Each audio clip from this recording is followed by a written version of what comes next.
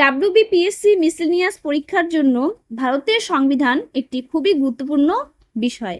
আজকে আমি এই ভারতের সংবিধানের উপর 25টি গুরুত্বপূর্ণ এমসিকিউ নিয়ে তোমাদের সামনে চলে এসেছি। নমস্কার বন্ধুরা, গোল্ডেন এডুকেশন ওয়ার্ল্ডে সকলকে স্বাগত জানাচ্ছি। চলো তাহলে ভিডিওটি দেখে নাও। ভিডিওটি ভালো লাগলে, উপকারে আসলে লাইক করে দিবে, আর চ্যানেলে যদি নতুন এসে থাকো চ্যানেলটিকে সাবস্ক্রাইব করে দিবে।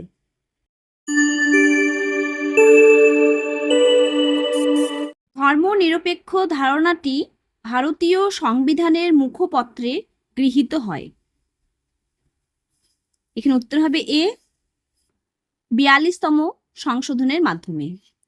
1976 সালে 42তম সংবিধান সংশোধনের মাধ্যমে প্রস্তাবনায় সেকুলার, সোশিয়ালিস্ট এবং ইন্টিগ্রিটি অব দ্য নেশন শব্দগুলি যুক্ত হয়। সংবিধানের কোন সংশোধনের মাধ্যমে জিএসটি ভারতে লাগু হলো? এখানে উত্তর হবে ডি 101তম সংবিধান। ভারতবর্ষে জিএসটি বিল উপস্থাপন করা হয়েছিল 122 নং সংবিধান সংশোধনী বিলের দ্বারা। সেটি 1 জুলাই 2017 রাষ্ট্রপতির সম্মতিক্রমে 101তম সংশোধন আইনে পরিণত হয়। পরের প্রশ্ন, ভারতীয় সংবিধানের 14 নং ধারায় বলা হয়েছে। এখানে উত্তর হবে এ আইনের দৃষ্টিতে সমতা ও আইন সমূহ কর্তৃক সমভাবে রক্ষিত। আইনের দৃষ্টিতে সাম্য সাংবিধানিক প্রতিবিধানের অধিকার 32 নং ধারায় উল্লেখ আছে। পরের প্রশ্ন, কোন সংসদীয় committee matters of procedure and conduct of business বিবেচনা করে? এখানে উত্তর হবে এ বিধি কমিটি। বিধি কমিটি লোকসভা কমিটি 15 জন সদস্য নিয়ে গঠিত, যাদের মধ্যে লোকসভার স্পিকার হলেন এক্স অফিসিও চেয়ারম্যান।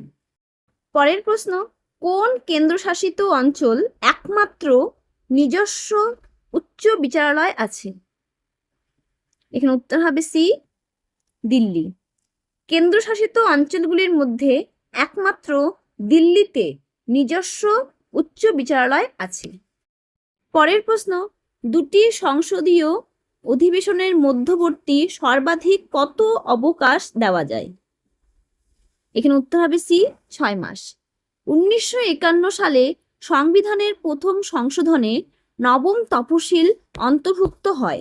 সেখানে বলা আছে যে সংসদের দুটি অধিবেশনের মধ্যে 6 মাসের বেশি অবকাশ থাকবে না। পরের প্রশ্ন, সংবিধানের কোন সংশোধনে নবম তফসিল সন্নিবেশিত হয়? এখানে উত্তর হবে এ প্রথম সংশোধন। 1951 সালে সংবিধানের প্রথম সংশোধনে নবম তফসিল সন্নিবেশিত হয়, যেখানে বিভিন্ন ধরনের রাজস্ব সম্পর্কে বলা হয়েছে। পরের প্রশ্ন, সংবিধানের কত নম্বর ধারায় একজন নাগরিক তার মৌলিক অধিকার রক্ষার্থে সুপ্রিম কোর্টের দ্বারস্থ হতে পারে? এখানে উত্তর হবে সি 32 নং ধারা। সংবিধানের 32 নং ধারা অনুসারে একজন নাগরিক তার মৌলিক অধিকার রক্ষার্থে সুপ্রিম কোর্টের দ্বারস্থ হতে পারে। পরের প্রশ্ন, ভারতের রাষ্ট্রপতিকে তার পদ থেকে নিম্নোক্ত কারণেই অপসারণ করা যাবে? এখানে উত্তর হবে সি সংবিধান বিরোধী কাজের জন্য। সংবিধানের 61 নং ধারায় রাষ্ট্রপতির অপসারণ উল্লেখ আছে। পরের প্রশ্ন, রাষ্ট্রপতি ও লোকসভার মধ্যে যোগসূত্র রক্ষা করেন? এখানে উত্তর হবে বি লোকসভার অধ্যক্ষ। প্রধানমন্ত্রী রাষ্ট্রপতির সঙ্গে মন্ত্রিপরিষদ বা মন্ত্রিসভার যোগসূত্র রক্ষা করেন। পরের প্রশ্ন, সুপ্রিম কোর্টের বিচারপতিদের নিযুক্ত করেন? এখানে উত্তর হবে বি রাষ্ট্রপতি। সুপ্রিম কোর্টের প্রধান বিচারপতিদের সহযোগে কলিজিয়ামের পরামর্শে রাষ্ট্রপতি নিয়োগ করেন। পরের প্রশ্ন, ভারতীয় প্রজাতন্ত্রের প্রথম নির্বাচিত রাষ্ট্রপতি হলেন? এখানে উত্তর হবে বি রাজেন্দ্র প্রসাদ। তিনি 26 জানুয়ারি 1950 থেকে 13 মে 1962 পর্যন্ত ভারতের প্রথম রাষ্ট্রপতি হিসেবে দায়িত্ব পালন করেন? পরের প্রশ্ন, রাজ্যের প্রধান বিচারালয়ের মুখ্য বিচারপতিকে কে নিয়োগ করেন? এখানে উত্তর হবে বি, ভারতের রাষ্ট্রপতি। সাধারণত গ্রামসভার সদস্য বলতে কাদের বোঝায়? এখানে উত্তর হবে বি, গ্রামের সমস্ত ভোটারদের। পরের প্রশ্ন, মন্ত্রিসভা কার কাছে যৌথভাবে দায়বদ্ধ থাকে? এখানে উত্তর হবে সি, লোকসভা। প্রধানমন্ত্রী ও মন্ত্রীরা যদি ব্যক্তিগতভাবে রাষ্ট্রপতির কাছে দায়বদ্ধ থাকেন, কিন্তু যৌথভাবে তারা শুধুমাত্র লোকসভার কাছেই দায়বদ্ধ। পরের প্রশ্ন, ভারতীয় সংবিধানের কোন অনুচ্ছেদ সংসদকে সংবিধান সংশোধন করার ক্ষমতা দেয়? এখানে উত্তর হবে বি, 368 নং অনুচ্ছেদ। পরের প্রশ্ন, সংবিধানের কোন অনুচ্ছেদ বলে রাজ্যপাল মন্ত্রিসভার সাহায্য ও পরামর্শ থেকে সম্পূর্ণ স্বাধীনভাবে কাজ করতে পারেন? এখানে উত্তর হবে ডি, 163 অনুচ্ছেদ। 163 নং ধারা রাজ্যপালের স্বেচ্ছাধীন ক্ষমতা। পরের প্রশ্ন, সংবিধানের কোন অনুচ্ছেদের ভিত্তিতে কোন রাজ্যে রাষ্ট্রপতির শাসন প্রবর্তিত হয়? এখানে উত্তর হবে সি, অনুচ্ছেদ 356। 356 নং ধারা শাসনতান্ত্রিক অচলাবস্থার জন্য রাজ্যে রাষ্ট্রপতি শাসন জারি। পরের প্রশ্ন, কোন ব্যক্তিকে সর্বোচ্চ আদালত মৃত্যুদণ্ড দিলেও কে তাকে ক্ষমা করতে পারেন? এখানে উত্তর হবে এ, রাষ্ট্রপতি। 72 নং ধারা অনুসারে রাষ্ট্রপতি কোনো ব্যক্তিকে সর্বোচ্চ আদালত মৃত্যুদণ্ড দিলেও তাকে ক্ষমা করতে পারেন। পরের প্রশ্ন, ভারত ধর্মনিরপেক্ষ রাষ্ট্র বলতে কি বোঝায়? এখানে উত্তর হবে ডি, সকল ধর্মের প্রতি নিরপেক্ষ। পরের প্রশ্ন, ভারতের রাষ্ট্রপতি নির্বাচিত হতে গেলে একজন ব্যক্তিকে পূর্ণ করতে হবে?